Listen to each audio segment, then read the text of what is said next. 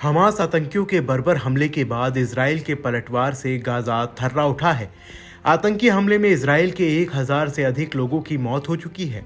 Rape, murder, मासूम बच्चों को उनके माता पिता के सामने हलाल करने, जर्मन महिला के अर्धनग्न शव का परेड निकालने और मृत शरीर का अपमान करने जैसे आतंकी कृत्य कुख्यात आईएसआई की बर्बरता की याद दिला रहे हैं।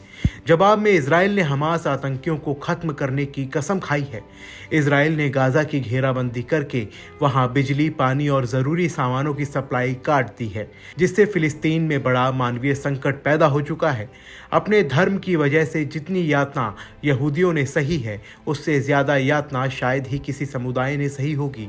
यही वजह है कि महात्मा गांधी को यहूदियों से सहानुभूति थी, लेकिन वो फिलिस्तीन में उनके लिए अलग देश बनाए जाने यानी इजराइल की स्थापना के विरोध में थे। इजराइल फिलिस्तीन विवाद को लेकर क्या थे बापू के विचार, आइए आपको इस वीडियो में बताते हैं। यहूदियों पर हुए अत्याचार की वजह से महात्मा गांधी को उनके साथ पूरी हमदर्दी थी, लेकिन वो फिलिस्तीन को बांटकर यहूदियों के लिए अलग देश बनाए जाने के सख्त खिलाफ थे। उनका मानना था कि ब्रिटेन और अमेरिका फिलिस्तीन पर यहूदियों को थोपना चाहते हैं। गांधी ने 26 नवंबर 1938 को हरिजन पत्रिका में द ज्यूस यानी यहूदी शीर्षक से लिखे अपने लेख में लिखा था, फिलिस्तीन उसी तरीके से अरबों का है जैसे इंग्लैंड अंग्रेज़ों का है या फ्रांस फ्रांसीसियों का है। हरिजन में लिखे गांधी के इस लेख की उस दौर में कई बुद्धिजीवियों ने आलोचना की थी। गांधी ने अपने लेख में लिखा था, यहूदियों के साथ मेरी सहानुभूति है। वो ईसाइयों के लिए अस्पृश्य हैं।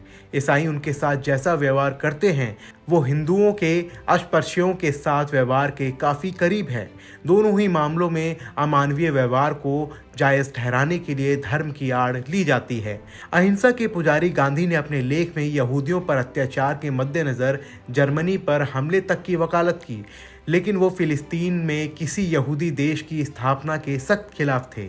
उन्होंने लिखा, अगर कभी मानवता के नाम पर कोई वाजिब युद्ध होता है, एक पूरी नस्ल पर अत्याचार को रोकने के लिए जर्मनी के खिलाफ अगर युद्ध होता है तो ये पूरी तरह सही होगा, लेकिन मैं युद्ध में यकीन नहीं करता। यहूदियों से हमदर्दी के बावजूद गांधी उनके लिए फिलिस्तीन में अलग देश बनाए जाने के विचार के खिलाफ थे। उन्हें ये मानवता के खिलाफ अपराध की तरह लगता था। उसी लेख में उन्होंने लिखा कि यहूदियों को अरबों पर थोपना गलत और अमानवीय है। गांधी ने लिखा, अरबों को फिलिस्तीन में यहूदियों के लिए आंशिक तौर पर या पूरी तरह अपना देश बनाने देने के लिए मजबूर करना मानवता के खिलाफ अपराध होगा। गांधी ने अपने लेख में फिलिस्तीन में अरब यहूदी विवाद के समाधान के लिए सत्याग्रह और अहिंसावादी प्रतिरोध की वकालत की। गांधी के इस लेख पर बॉम्बे जियोनिस्ट एसोसिएशन के प्रमुख ए.ई. शोहेट ने काफ़ी तीखी प्रतिक्रिया दी थी। वो बॉम्बे में रहने वाले बगदादी समुदाय के भारतीय यहूदी थे और फिलिस्तीन में यहूदियों के लिए अलग देश बनाए जाने के प्रबल समर्थक।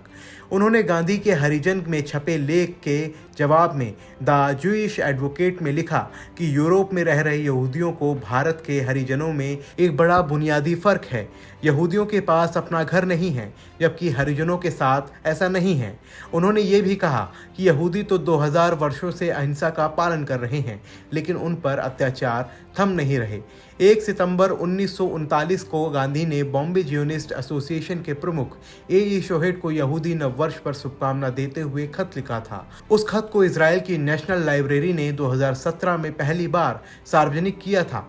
छोटे से खत में गांधी ने शुभकामनाएं दी थी, सताए गए यहूदियों के लिए ये नव वर्ष शांति का युग साबित हो। 2017 में खत को सार्वजनिक करते हुए जारी प्रेस रिलीज में नेशनल लाइब्रेरी ऑफ इजराइल के कम्युनिकेशन इंचार्ज जैक रॉथवार्ट ने गांधी की एक कथित बयान को कोट किया था। प्रेस रिलीज में रॉथवार्ट ने गांधी को कोट करते हुए लिखा था कि यहूदियों को अरबियों के सामने सत्याग्रह करना चाहिए और उंगली तक उठाए बगैर उनके सामने खुद को गोली मारे जाने या मृत सागर में फेंके जाने के लिए पेश करना चाहिए। तो ये सोच थी गांधी जी की यहूदी देश को लेकर। फिलहाल के लिए इस वीडियो में बस इतना ही। आपको क्या लगता है हमारी इस वीडियो को लेकर के हमें कमेंट बॉक्स में ज़रूर लिखें। साथ ही ऐसे ही दिलचस्प किस्सों को जानने के लिए अभी सब्सक्राइब कीजिए जनहित टाइम्स को।